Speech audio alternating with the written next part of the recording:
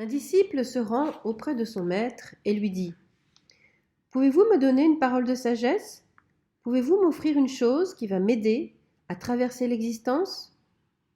Comme c'est le jour de silence du maître, ce dernier écrit sur un carnet: Conscience. Après avoir lu ce mot, le disciple dit à son maître: C'est trop bref. Pouvez-vous élaborer un peu?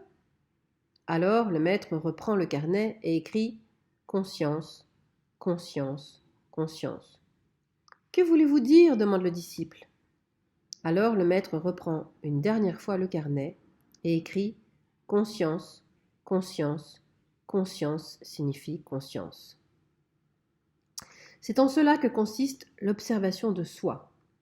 Personne ne peut vous apprendre comment la pratiquer. Ce serait vous donner là une technique, ce serait vous programmer. Regardez-vous. Lorsque vous parlez à quelqu'un, avez-vous conscience de vos paroles ou vous identifiez-vous simplement avec ces paroles? Lorsque vous vous êtes mis en colère contre cette personne, aviez-vous conscience de cette colère ou vous identifiez-vous simplement à elle? Plus tard, lorsque vous avez le loisir de repenser à cela, avez-vous analysé cette expérience et essayé de la comprendre? D'où venait-elle? Qu'est-ce qui l'avait fait naître? Je ne connais pas d'autre moyen d'arriver à la conscience. On ne peut changer que ce que l'on comprend. Ce que l'on ne comprend pas, ce dont on n'a pas conscience, est réprimé. On ne peut le changer, mais lorsqu'on comprend, on est en mesure de le faire.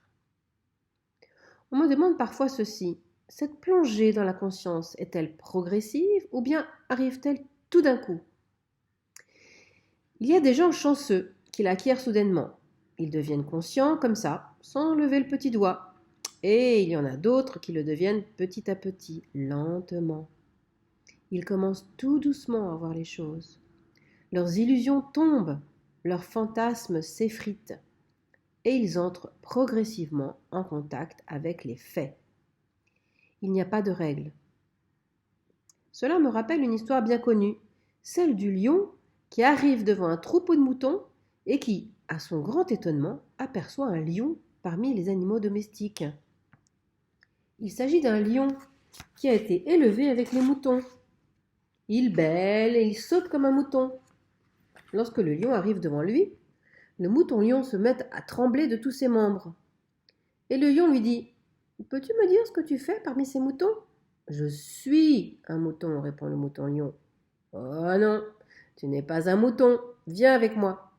Alors le lion emmène le mouton-lion vers un étang et lui dit: Regarde.